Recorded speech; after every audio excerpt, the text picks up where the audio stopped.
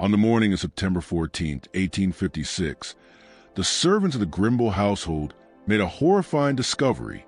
Inside the judge's private study, they found the bodies of Catherine Grimball, wife of Circuit Court Judge Nathaniel Grimball, and a man named Isaiah, an enslaved worker on the Grimball plantation. The two were locked together in death. The scandal shook Charleston society to its very foundation. Within days, 47 of the city's most prominent citizens signed a petition demanding that the case files be permanently sealed. Within 6 months, 3 witnesses were dead, each of them passing from what were described as natural causes. The official coroner's report, still preserved in the Charleston County Archives, contains only 4 short lines, an unusually brief account for such a sensational case. But what those 4 lines omit, what the sealed depositions later revealed, was that Catherine Grimball had been dead nearly 12 hours before Isaiah's body was ever placed beside hers. Before we continue with the story of the Grimball family and the conspiracy that consumed them, I want to ask you something. Have you ever heard whispers of secrets in your own city? Stories too dangerous to speak aloud?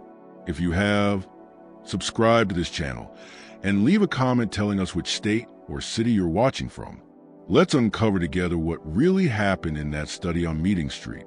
The truth about that September morning would take decades to fully emerge. And when it finally did, it exposed something far more terrifying than a forbidden affair. Charleston, in 1856, stood on the edge of transformation, though few were willing to admit it.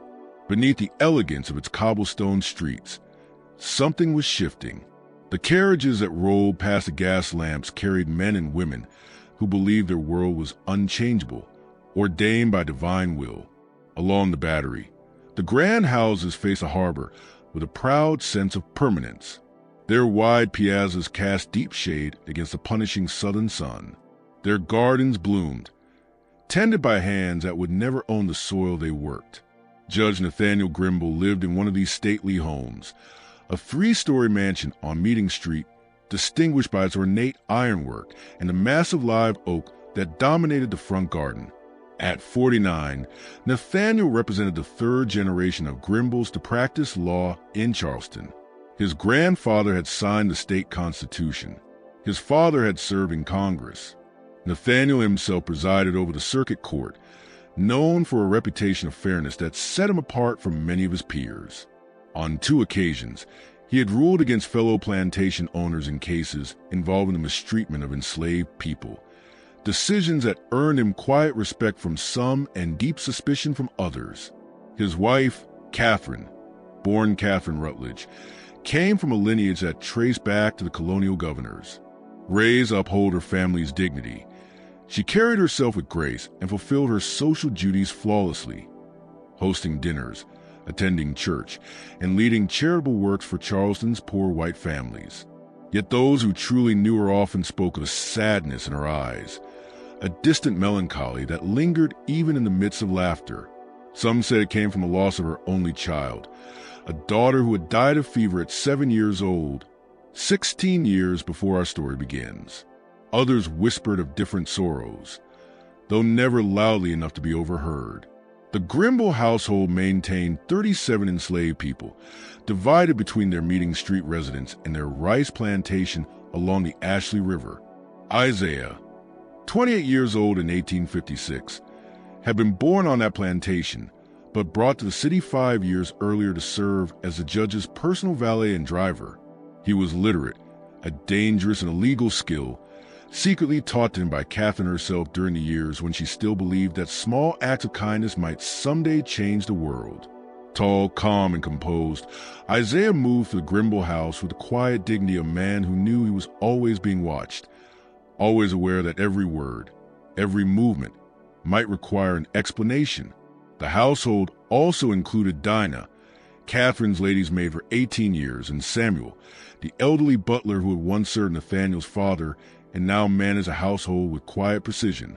These 3, Isaiah, Dinah, and Samuel, would become crucial witnesses to events none of them could fully comprehend.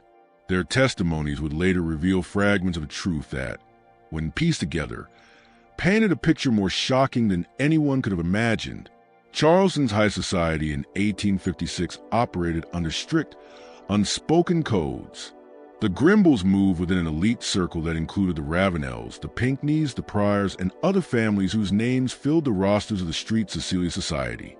These were people whose roots in Charleston stretched back for generations, who married within their own ranks, maintained their appearances despite mounting financial strain, and ignored the growing instability threatening the nation. Among these families, the Vanderhorsts occupied a peculiar place. Marcus Vanderhorst, also a lawyer, had long coveted the circuit court bench that Nathaniel held. The two men had known each other since childhood, but had never been friends.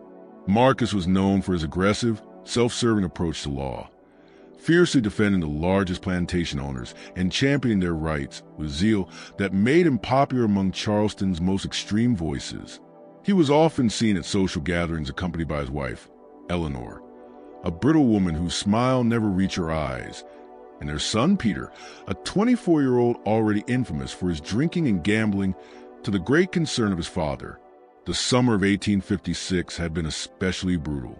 Temperatures soared, driving the wealthy to the mountains of North Carolina or the breezy shores of Sullivan's Island. The Grimballs, however, remained in the city. Nathaniel was presiding over a complicated inheritance case that demanded his presence in court through August and September. Catherine had claimed she stayed behind to oversee renovations at their plantation house. Those servants later testified she visited the property only twice during those months. On September 10th, just 4 days before the tragedy, Marcus Vanderhorst hosted a dinner at his home on Trad Street. The guest list included the Grimballs, several influential lawyers, a state senator, and a visiting journalist from Richmond, a man writing a series of articles defending Southern institutions. As with many gatherings of the time, conversation turned inevitably to politics. The Kansas-Nebraska. The discussion that evening had turned heated. The Kansas-Nebraska Act, the assault on Senator Sumner, and the growing boldness of abolitionists in the North. Witnesses later recalled that Judge Grimball had been unusually quiet throughout these debates. When pressed by Marcus Vanderhorst for his opinion on a proposed state law that would make teaching enslaved people to read a crime punishable by imprisonment, Nathaniel answered with his trademark precision. The law as proposed is redundant. We already forbid such instruction. Adding imprisonment implies we are incapable of enforcing our existing statutes, which hardly project strength.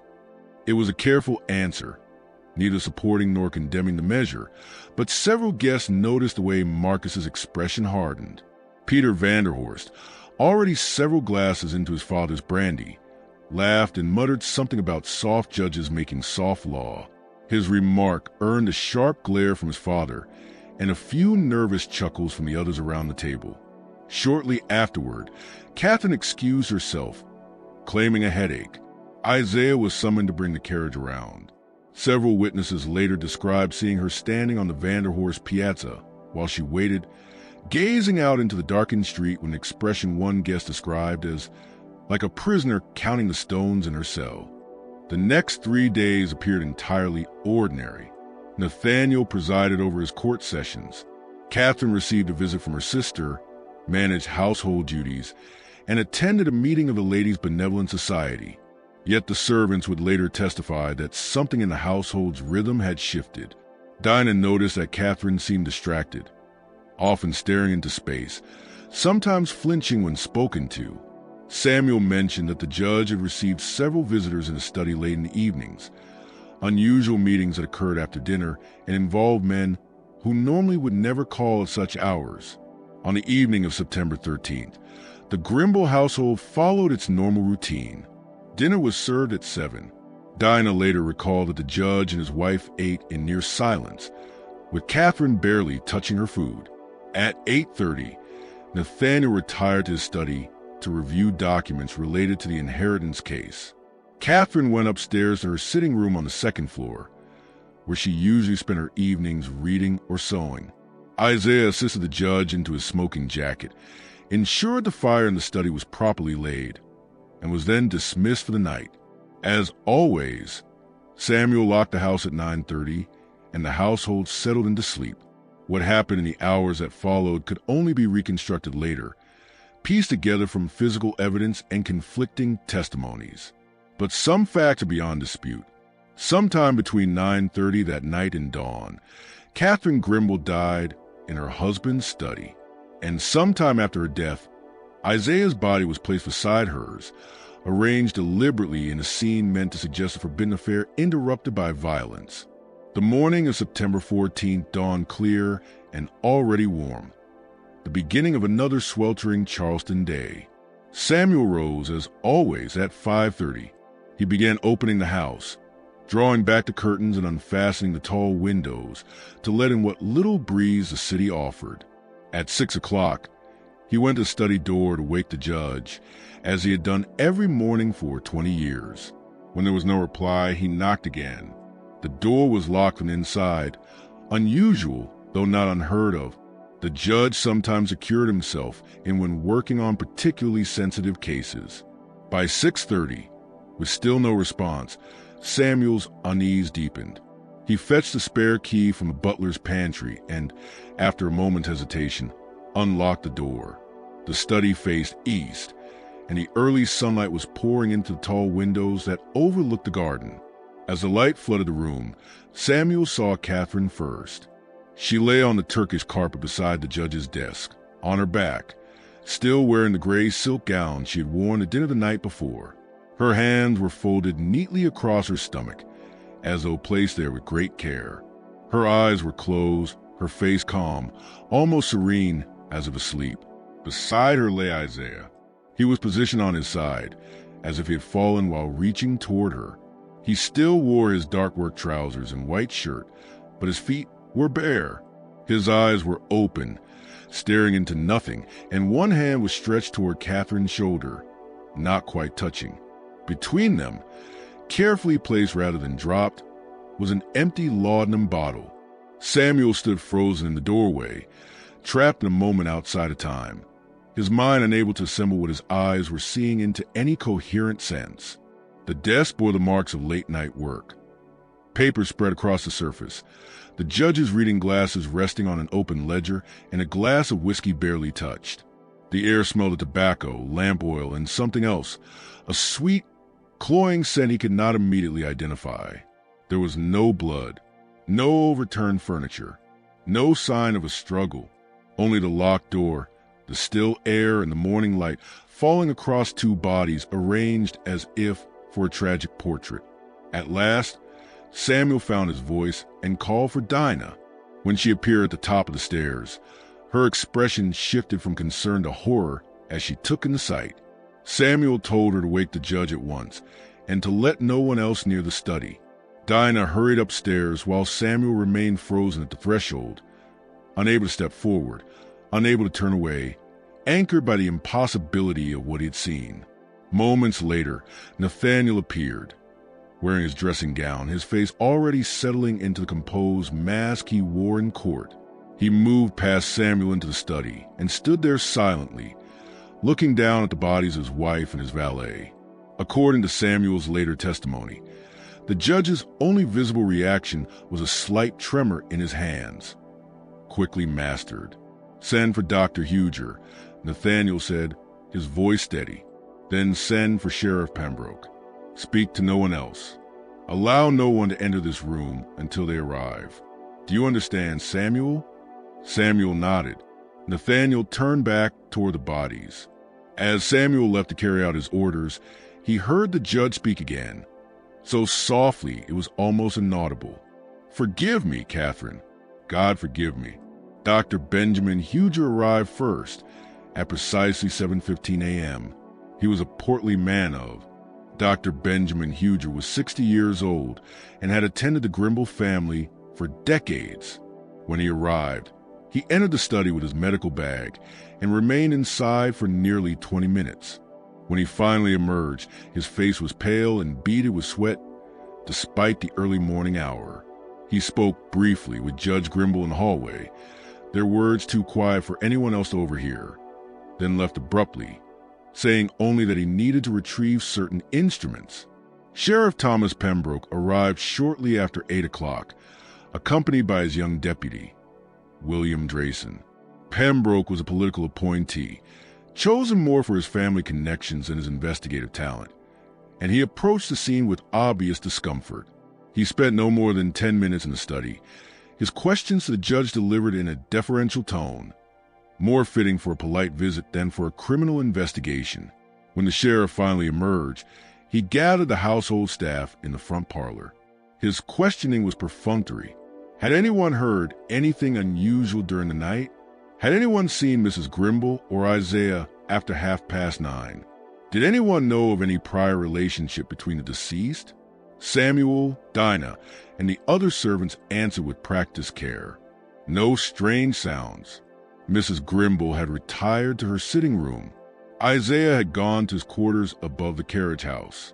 No one mentioned the unease that had settled over the household in recent days, or the whispered conversations overheard in the halls. No one spoke of how withdrawn Catherine had seemed. In a slave-owning household, survival often depended on knowing which questions to answer and which truths to keep silent. By mid-morning, word of the tragedy had spread through Charleston society like fire racing through dry kindling. Visitors began arriving at the meeting street house, offering condolences but clearly hungry for details. Judge Grimball refused to see anyone. He remained in his private chambers. Dr. Huger returned briefly, entering to the rear of the house, but again left without speaking to anyone. Late that afternoon, the bodies were removed and taken to the coroner's office on Queen Street. No public announcement was made. No notice appeared in any of Charleston's newspapers. The door to the study was locked and would remain locked for the next 3 weeks.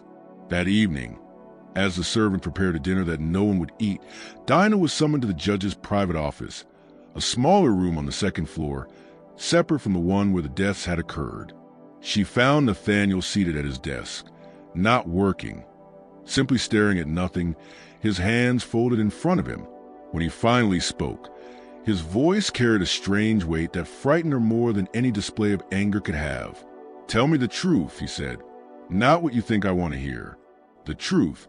Did Catherine and Isaiah have affection for each other?" Dinah hesitated, choosing her words with care.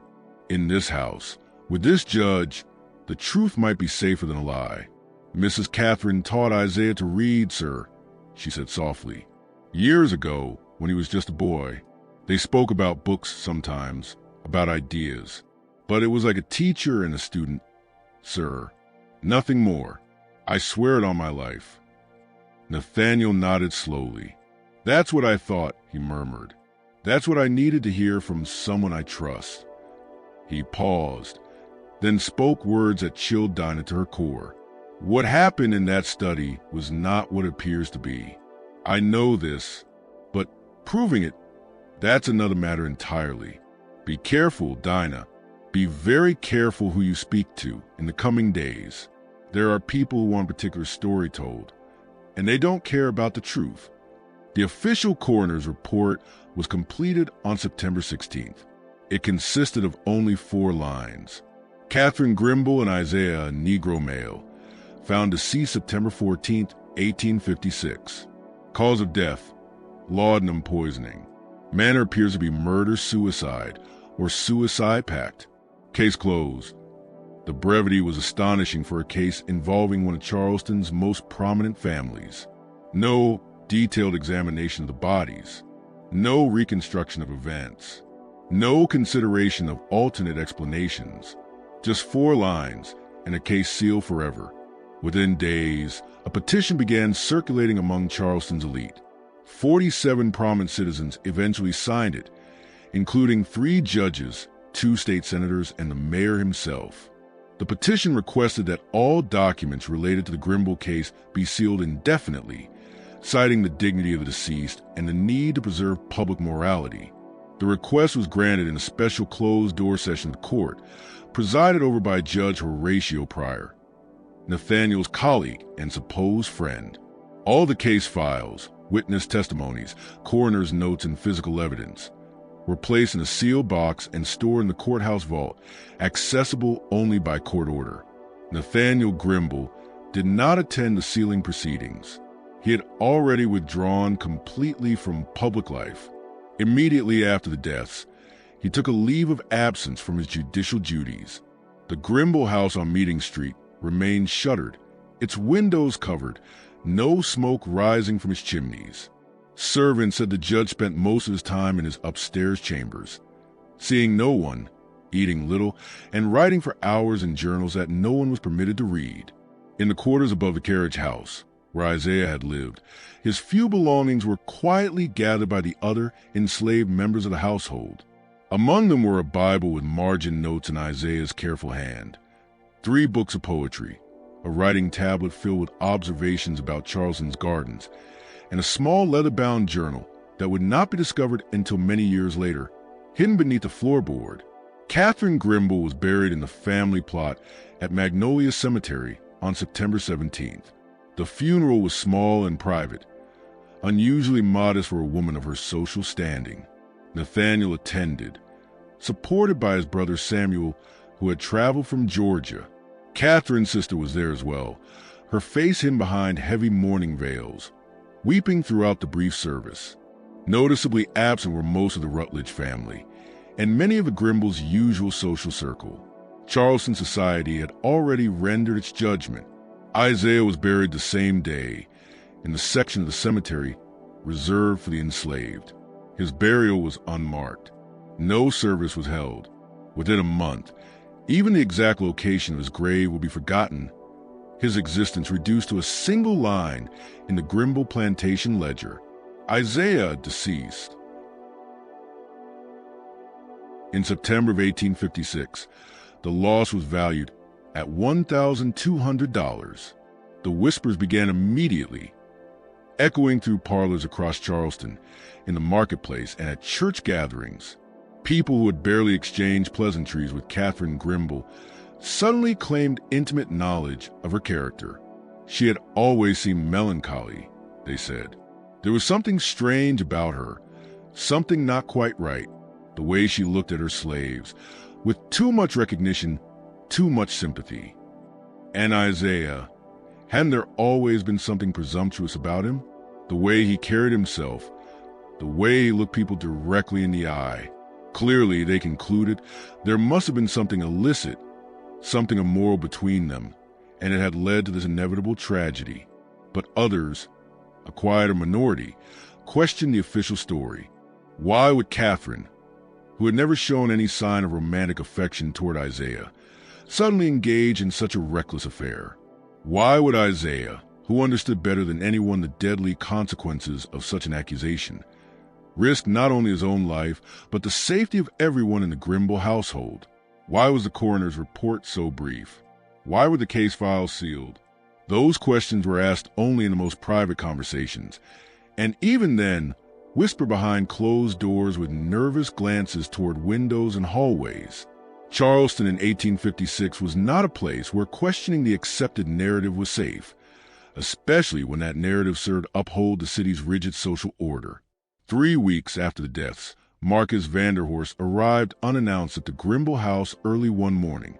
Samuel, who answered the door, tried to turn him away, explaining that the judge was receiving no visitors. But Marcus insisted, his voice carrying kind of authority that expected obedience. "Tell Judge Grimball," he said, "that I have information he needs to hear. Tell him it concerns the events of September 14th. Tell him I'm here as a friend." The judge received him in his upstairs study. Their conversation lasted nearly an hour. Though the servants couldn't make out the words, they heard the tone. Marcus's voice, at first measured and sympathetic, grew gradually more insistent, almost threatening. Nathaniel's responses came less often, quieter, subdued. When Marcus finally left, Samuel noted that his face carried a look of grim satisfaction, like a lawyer who had just secured a crucial admission. That same afternoon, Judge Grimball emerged from his self-imposed isolation. He called Samuel and Dina to the study, speaking with a composure that felt rehearsed, strained. "I am returning to my duties on Monday," he announced. "The house will reopen. We will resume normal operations. The past must remain in the past. Do you understand?" But before dismissing them, he turned to Dina and added quietly, "You once asked me, years ago, why I never freed you or any of you. Do you remember what I said?" Dina nodded. He had told her that freedom papers meant nothing in Charleston, that they could be challenged, revoked, or ignored, that she was safer as his property than she would ever be as a free woman carrying papers a constable might tear apart. "I was wrong," Nathaniel said now, his voice hollow. "I told myself I was protecting you, but I was really protecting myself, my reputation, my position, my place in society I should have challenged instead of obeyed. And now, Catherine is dead, Isaiah is dead, and I—" He stopped, realizing he had said too much. "Be careful, Dina," he warned. "Trust no one, not even me." Judge Nathaniel Grimball returned to the circuit court bench on October 1st, 1856, 17 days after the deaths. His colleagues welcomed him back with expressions of sympathy that sounded practiced, insincere. Court sessions resumed, and for several weeks, life seemed to return to its usual rhythm. But those who knew Nathaniel well noticed a change. He had lost weight. New lines etched his face, and there was a hardness in his eyes that had not been there before. Then, in early November, something unexpected happened. A letter arrived at the courthouse addressed to Judge Grimball, but intercepted by his clerk, a young man named Daniel Ravenel, whose family connections had secured him position. The letter bore no return address and had been posted from Columbia. Following what he later claimed were his duties, Daniel opened and read it before presenting it to the judge. Its contents were brief but explosive. "Judge Grimball, I was Dr. Huji's assistant on September 14th. What I observed in your study contradicts the official report. The positioning of the bodies, the rigor mortis, the lividity patterns. None of it matches simultaneous death, or even deaths within the same hour. I kept silent because I was told to, but my conscience troubles me. I am leaving South Carolina. Consider this my testimony to the truth, whatever good it may do. James Thornton." Instead of giving the letter to Judge Grimball, Daniel Ravenel delivered it directly to Marcus Vanderhorst. That decision would later prove significant. Marcus called an emergency meeting of several prominent attorneys and judges that same evening at his Broad Street office. Nathaniel was invited, though it was clear he was being summoned, not consulted. According to later testimony from a clerk who overheard part of the discussion, Marcus presented the letter as evidence of a looming scandal. Not the scandal of September 14th, but the scandal of a cover-up. If this Thornton fellow starts talking in Columbia, or worse, writes in northern newspapers, we'll have abolitionists swarming Charleston. Calling it another example of Southern immorality, Marcus warned. "We need to contain this. We must ensure the official story remains unchallenged." His proposed solution was chilling. Pressure Dr. Huger to issue a new report reaffirming the murder-suicide theory, locate and silence James Thornton by any means necessary, and make certain that no other witnesses felt compelled to speak. Several men in the room agreed, but Nathaniel, according to the clerk's account, stood and spoke for the first time that night. Or, he said, his voice cutting sharply through the room, "We could acknowledge that there are unanswered questions about what happened that night. We could reopen the investigation. We could seek truth instead of convenience." The silence that followed was heavy, profound. Marcus was the first to respond, his voice measured but cold. Marcus's expression carried both pity and warning. "Nathaniel, I understand your grief," he said, "but you need to think carefully about what you're suggesting. A reinvestigation would mean reopening Catherine's life to scrutiny. Her reputation would be dragged into the light, examined in detail. It would mean questioning your household staff, your slaves, in ways that could produce testimony far more damaging than the current narrative. Sometimes, as difficult as it may be, we must accept that certain truths are better left undisturbed." Nathaniel left the meeting shortly afterward. According to Samuel, who waited with the carriage, the judge's hands trembled as he climbed inside. That night, Nathaniel did something he had never done before. He summoned Dina and Samuel to his study and spoke to them not as a master to his servants, but as equals. "I need to know what you know," he said. "Now what you think it's safe to tell me. Everything. Catherine's state of mind in the days before her death, any unusual visitors, any conversations you may have overheard. I know you've been protecting me, protecting yourselves, but silence will no longer keep us safe." What followed was a conversation that stretched past midnight. Dina revealed that Catherine had received letters in the weeks before her death, letters with no return address. She would read them in silence, then burn them immediately in the fireplace. Dina described how Catherine had become increasingly withdrawn, often fearful, constantly checking the windows as if she expected someone. Samuel added his own observations, late-night visitors to Nathaniel's study that disrupted the household's routines. He named them. Marcus Vanderhorst had come twice, Peter Vanderhorst once, and on September 12th, just 2 nights before the deaths, Sheriff Pembroke had spent nearly an hour alone in the study with the judge. Nathaniel listened with the same keen attention he brought to witness testimony in court. When they finished, he asked one final question. "Do you believe Catherine and Isaiah died by their own choice?" Both Dina and Samuel shook their heads. "No, sir," Dina said firmly. "Mrs. Catherine would never have done that. She was sad, yes, but not that kind of sad. And Isaiah, he was cautious, always careful. He'd never risk himself or anyone else in this house." "That's what I believe, too," Nathaniel said quietly, "which means someone else killed them. And worse, I think I know why." What Judge Nathaniel Grimball began to uncover in those cold November weeks of 1856 reached far beyond his home. It stretched back years and implicated some of Charleston's most respected citizens.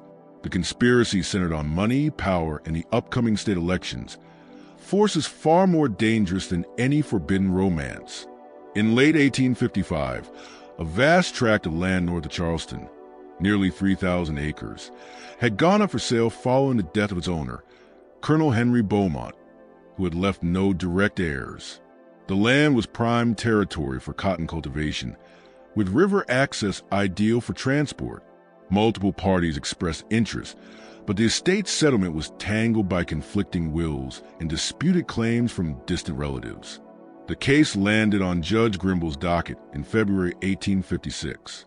As Nathaniel examined the documents, he noticed irregularities, signatures that appeared forged, witness statements that contradicted one another, and most troubling of all, evidence suggesting that certain individuals had known of Colonel Beaumont's death before it was made public.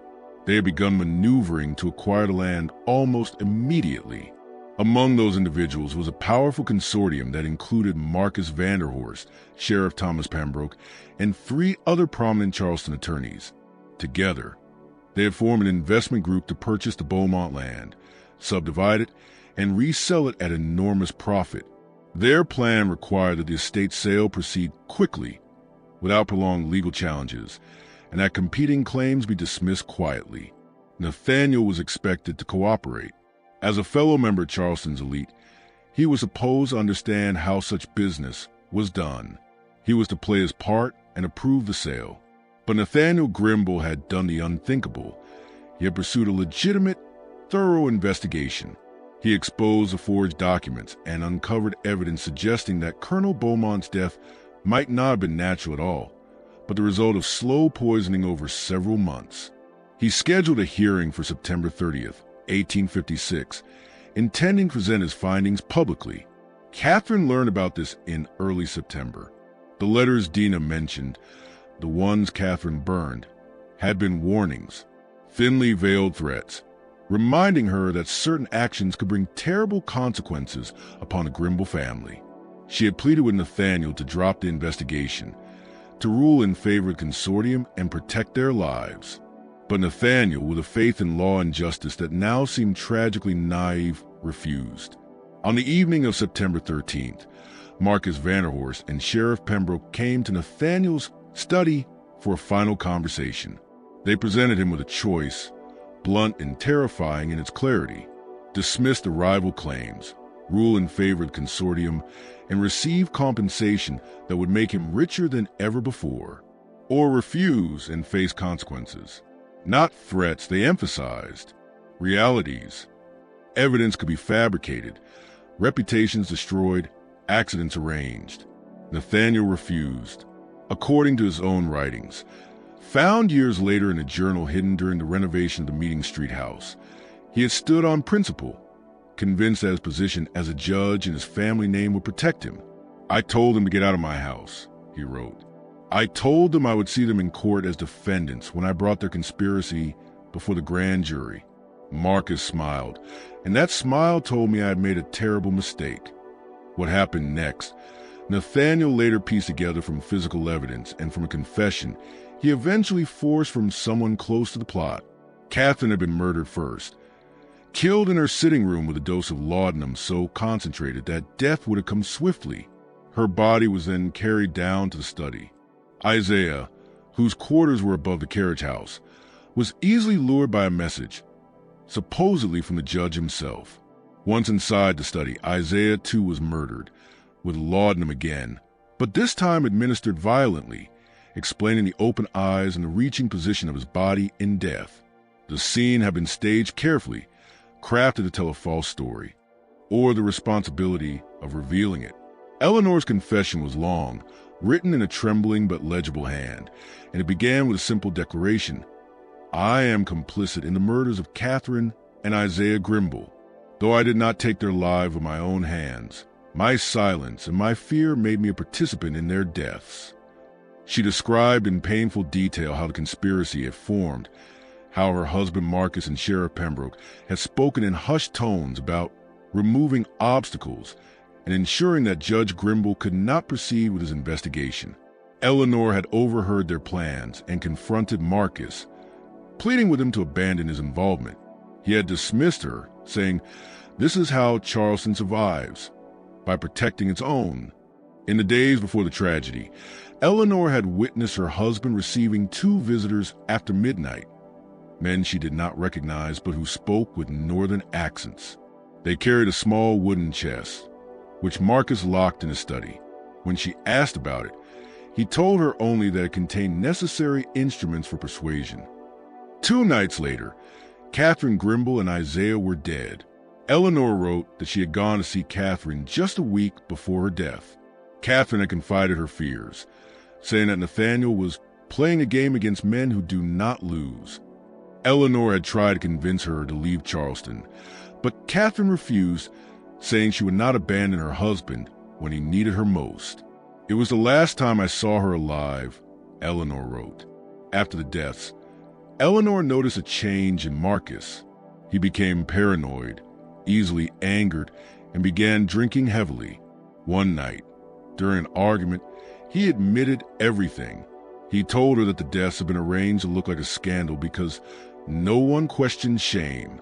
He confessed that Sheriff Pembroke and his own son, Peter, had been present when the poison was administered, and that Isaiah had not died quietly. Marcus said Catherine's last words were a whisper, "Tell him it was not my choice." Racked with guilt, Eleanor claimed she had begged Marcus to turn himself in. He had laughed, saying, "Confession is for the poor. The rich build memorials." She wrote that from that day forward, she had lived in torment, haunted by Catherine's face in every dream.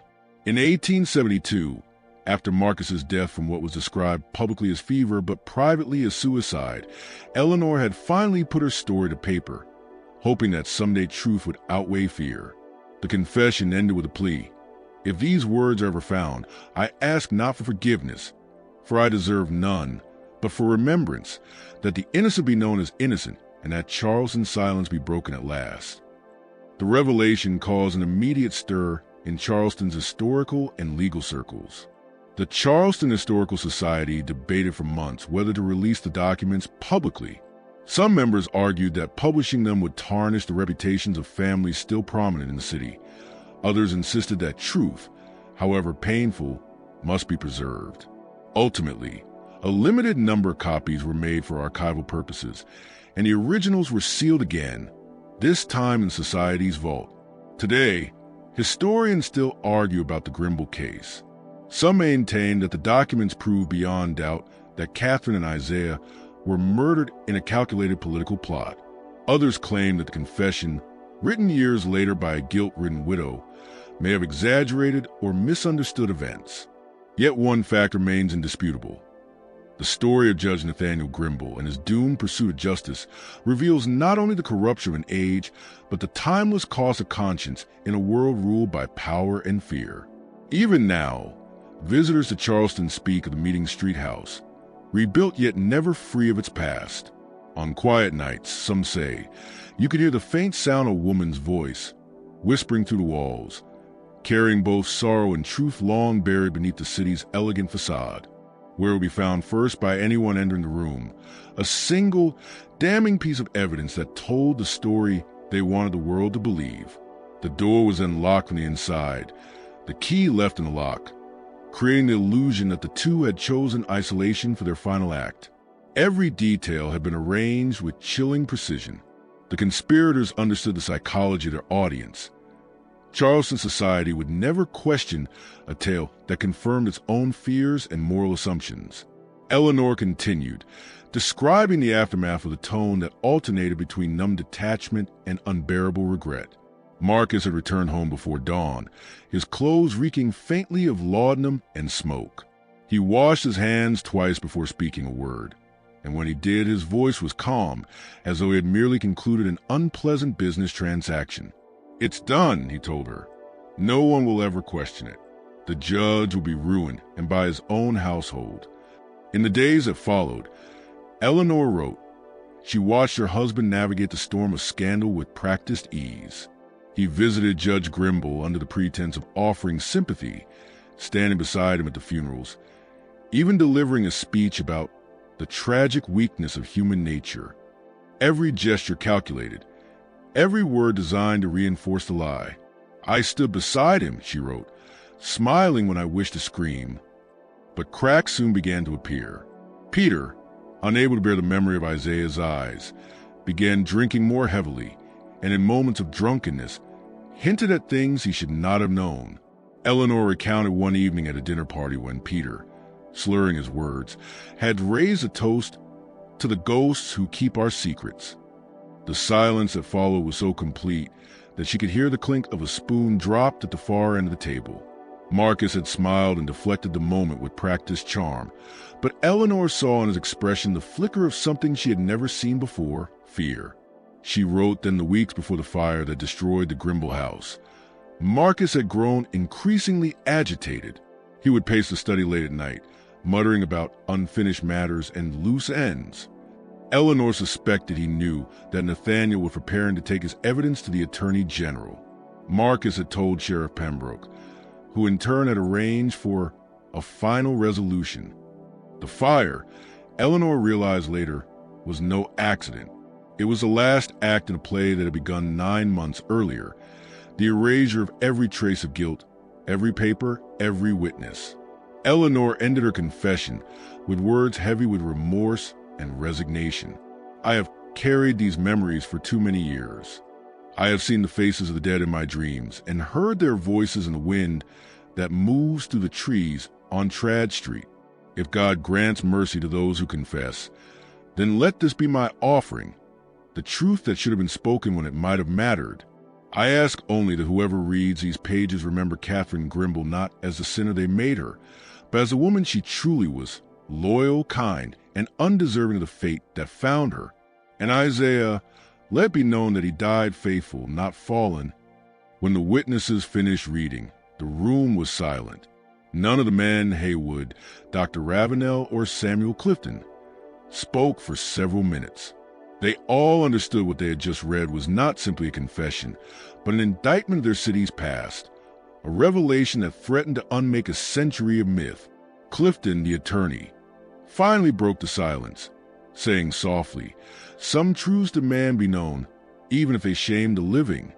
In the days that followed, word of the discovery spread quietly among Charleston's elite. Some called for the confession to be destroyed, claiming it would only reopen old wounds. Others argued for its preservation as a warning to future generations. In the end, history took its usual path: compromise. The papers were sealed, their existence acknowledged, but their contents rarely spoken of. The official records still describe the Grimball tragedy as a domestic misfortune, a phrase that conceals more than it reveals. Yet even now, more than a century later, the truth refuses to rest. Scholars who have examined Eleanor's confession, along with Nathaniel's recovered journals, agree that the evidence aligns too closely, too consistently, to be dismissed as invention. And in Charleston, where the past never truly stays buried, there are those who say that on certain nights, the old Grimball property hums with whispers, echoes of guilt, of grief, and of justice long denied, would have been discovered sooner or later. They spent nearly 20 minutes perfecting the scene, ensuring that every single element reinforced the illusion. The goal was clear: to create the image of secret affair, a suicide pact, or murder-suicide, a scandal so vile would forever destroy Nathaniel Grimball's moral standing. Before leaving, they locked the study door from the inside using the key from the desk drawer, then slipped out through the window that opened to the garden. It was a window that could be latched shut from the outside by anyone familiar with its mechanism. When they were done, not a trace of forced entry remained. Nothing to betray their presence except for the two lifeless bodies posed in their dreadful tableau. Elenina's confession then turned to what came after. She wrote that Marcus returned home just before dawn, his clothes changed, his demeanor coldly calm. He looked at her and said only, "It's done. The problem is resolved." When she asked what he meant, he looked at her with an emptiness she had never seen before, as though whatever humanity had once lived in him had been hollowed out, replaced with pure calculation. "I knew in that moment," she wrote, "that my husband had become something unrecognizable, or worse, that I was finally seeing clearly what had always been beneath the mask of charm and respectability." She asked no more questions that morning, but as the days passed and the scandal spread, she began to piece together the awful truth. The genius of the plan revealed itself slowly. Nathaniel Grimball, faced with the apparent scene of his wife's betrayal and death, was paralyzed. To pursue a proper investigation would mean publicly dissecting Catherine's life, her reputation, her every secret. The conspirators had counted on that. They knew Nathaniel would choose to protect his wife's memory rather than invite scandal. That would buy them time to destroy any evidence and secure their position. But they had gravely underestimated his resolve. Elenina wrote that Marcus was stunned to learn from courthouse whispers that Nathaniel was quietly gathering proof of conspiracy. Marcus had believed that shame alone would silence him, that no man would risk further tarnishing his dead wife's name. He never imagined that Nathaniel would sacrifice everything, even Catherine's reputation, in the pursuit of truth. The decision to kill Nathaniel was made in late November during yet another meeting at the Vanderhorst home. This time, Eleanor was summoned into Marcus's study to witness what he called the family's commitment to our future. Peter was there, trembling, pale, and sweating despite the chill of evening. Sheriff Pembroke attended too, visibly uneasy for the first time. And there were two others, strangers Eleanor described only as professionals, brought in from Columbia, men with no ties to Charleston society. Marcus spoke with brutal calm. "Judge Grimball is evidence that can destroy us all," he said. "He has copies in several places, and he scheduled a meeting with the state attorney general." Then, pausing for effect, he added, "The situation requires a permanent solution." Since Nathaniel had hidden his evidence in multiple locations, everything connected him had to be erased. Not just the man, but his papers, his house, his work. Fire, Marcus explained, was the answer. It would eliminate every trace and could easily be passed off as accidental. The Colombian men, he assured them, were experts. They would ignite fires in several spots at once, spreading the blaze too quickly for anyone to stop. Nathaniel's study, where most of his records were kept, would be consumed completely.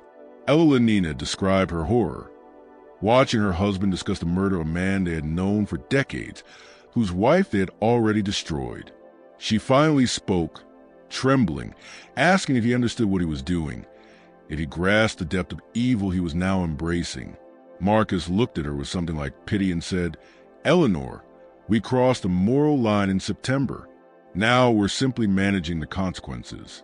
If you can't support this, you may leave Charleston with generous allowance, but you cannot stay and become a liability." She stayed, out of fear, out of weakness, because fleeing would have meant abandoning her home and the life she had built. "I am writing this confession as my own judgment," she admitted. "I was present when murder was planned, and I did nothing.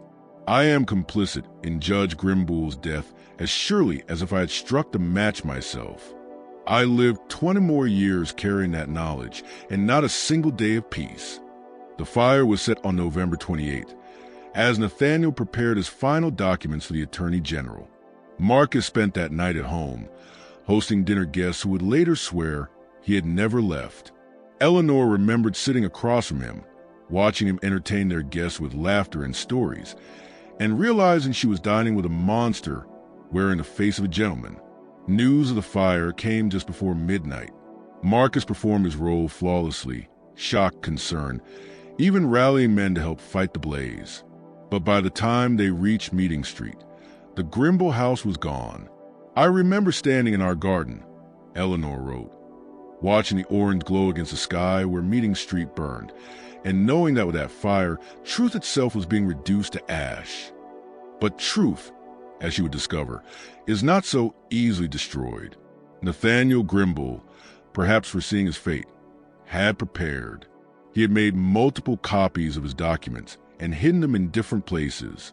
One set lay buried within the courthouse archives, disguised among estate files. Another he entrusted to Judge Horatio Pryor, a man he believed was loyal. But Pryor was already compromised, and those papers vanished. Yet the third set, sealed in an iron box, would prove far harder to erase. Had hidden within the very foundation of his home, placed there weeks before the fire, while repairs briefly exposed the structure. In her confession, Ella Lenina explained that she learned of these hidden papers from Marcus himself. For years afterward, he lived in constant dread that they might one day be found. He would wake in the middle of the night, she wrote, haunted by the thought that somewhere in some archive or sealed corner of Charleston, Nathaniel Grimball's truth still waited to be uncovered. That fear never released its grip. "I believe," she continued, "it followed him into death." Marcus did not die in peace in 1870. He died in terror, raving in his final hours about fires, locked doors, and unseen eyes watching him. Her confession also revealed the truth behind the other deaths that followed November 28th. Samuel's death, officially recorded as heart failure, had in fact been murder. Ella Lenina recounted overhearing Marcus tell Sheriff Pembroke that the old butler knows too much and may talk. Samuel had been poisoned with the same concentrated laudanum once used on Catherine and Isaiah. Daniel Rutledge administered it discreetly in the market, making the old man's death appear natural. Dinah's disappearance was more uncertain. Eleanor wrote that Marcus had intended to silence her as well, but somehow Dinah learned of the danger and fled. "I hope she reached the north," Eleanor confessed. "I hope she found freedom and lived long enough to forget what she had seen. But I never knew. Marcus never spoke of her again, and I never asked. Some questions I carried to my grave without answers." Then came her words about Peter, their own son. Those pages, written in a trembling, uneven hand, bore the marks of unbearable pain. After Nathaniel's death, Peter declined quickly, consumed by addiction to laudanum.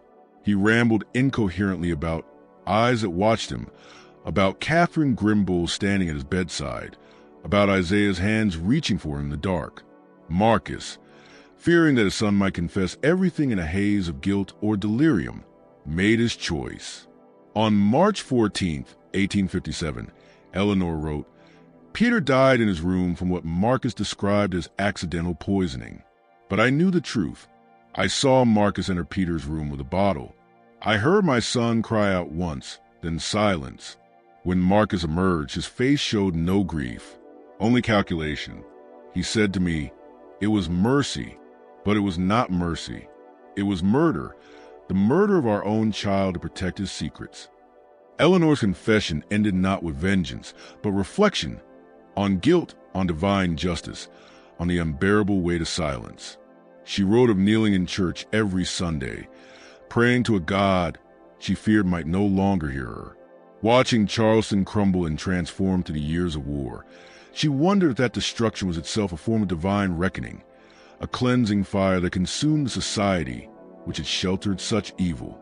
"I am dying now," her final paragraph read, "and I face whatever judgment awaits with this confession as my only offering. I did not have the courage to speak, while it might have mattered, when justice could still have been served. I offer truth now, when it can harm no one but the dead, myself among them soon enough.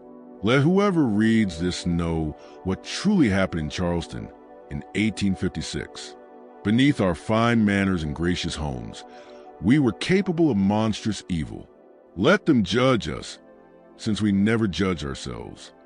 The discovery of Eleanina's confession in 1889 presented an immediate moral crisis for those who found it. Dr. Ravenel, upon examining the contents, grasped both their historical importance and the storm they would unleash. The names within Vanderhorst, Rutledge, Colleton belonged to Charleston's most respected families, many of whom still had prominent descendants living in the city. After days of deliberation, the three men who had opened the box reached a decision that would itself become part of the tragedy's legacy. They chose to preserve the documents, but not to release them. Instead, they deposited everything in the Charleston County Archives, sealed under special order. The collection would remain technically accessible, but only by explicit permission. Effectively, the truth was locked away once again. When word of this decision eventually spread, controversy followed. Critics condemned the secrecy, insisting that truth delayed is truth denied. They accused the men of protecting Charleston's comfort at the expense of justice, of continuing the very cover-up they claimed to despise. Defenders countered that, in 1889, a city still fragile from war and Reconstruction could not have survived another scandal of such magnitude. The guilty were long dead, they argued. The innocent will be the only ones harmed. Truth, they said, could wait, and so it did. In the sealed section of the Charleston County Archives lies a complete Grimball case. The original 4-line coroner's report, sworn depositions from surviving servants, the petition signed by 47 prominent citizens, and the documents unearthed in 1889, Eleanina Vanderhorst's full confession, Nathaniel Grimball's journals, and his carefully compiled evidence of conspiracy. For decades they remained unseen until 1934, when a young graduate student named Margaret Sinclair, researching antebellum Charleston for her dissertation, noticed a passing reference to the sealed Grimball files buried in a footnote of an obscure legal history. Her requests for access were repeatedly denied, but Sinclair persisted, appealing to the State Historical Commission and eventually proving her scholarly intent. She became the first outsider since 1889 to read Eleanor's confession in full. Her dissertation, Murder, Conspiracy, and Justice in Antebellum Charleston, the Grimball Tragedy Reconsidered, unveiled the evidence to the academic world for the first time. Her work was meticulous, haunting, and devastating.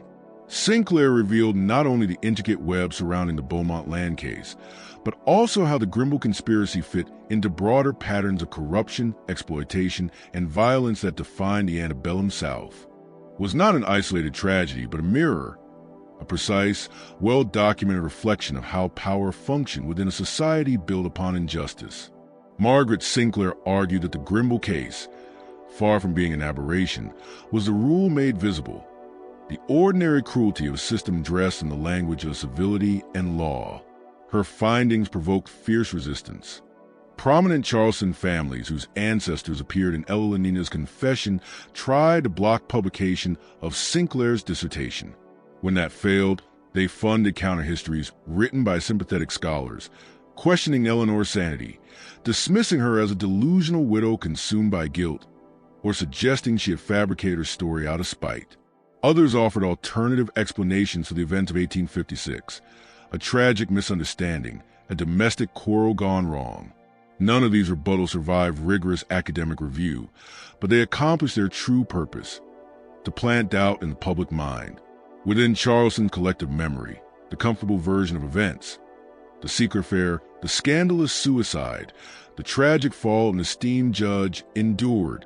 It was simpler, cleaner, easier to live with. Historians now recognize the Grimball case as one of the most revealing windows into how justice truly operated in the antebellum South, not through law, but through power, not through truth, but through narrative. It demonstrates how Charleston's ruling elite maintained dominance, with violence when necessary, but violence veiled in respectability, violence that upheld, rather than threatened, the social order. Catherine Grimball and Isaiah were not killed because they transgressed moral boundaries, but because Catherine's husband refused to join a fraudulent land scheme. Their deaths were political assassinations disguised as scandal, instruments of intimidation dressed in the clothes of morality.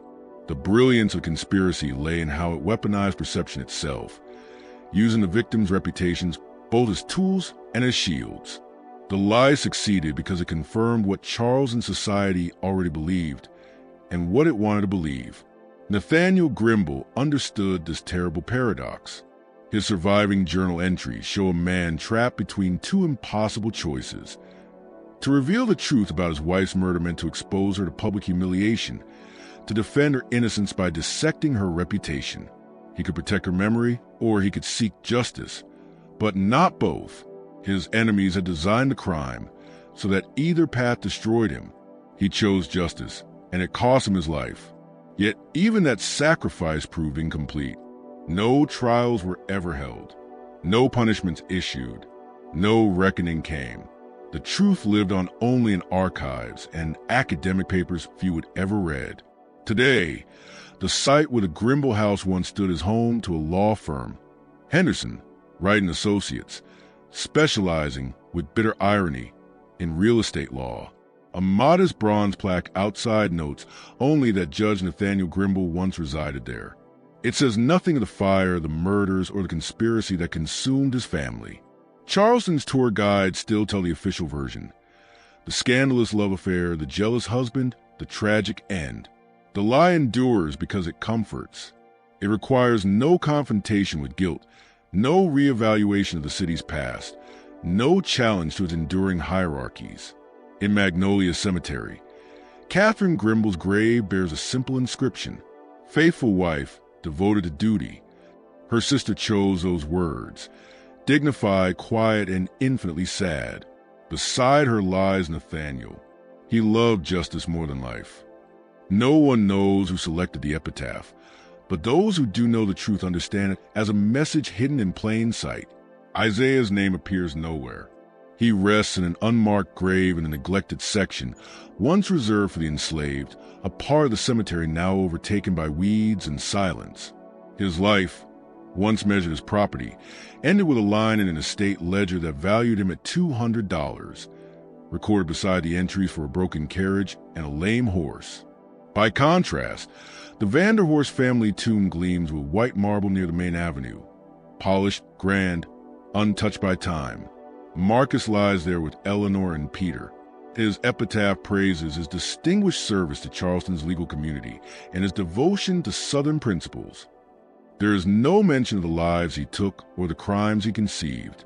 Eleanor Stone reads simply, beloved wife and mother, concealing confession that damned them both.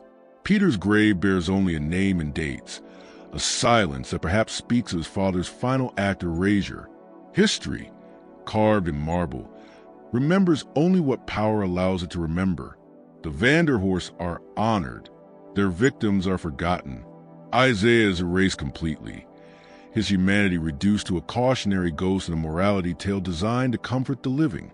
But paper endures where stone deceives. In the archives of Charleston County, in dusty boxes stored within universities and historical societies, the truth remains, waiting for those who are willing to look.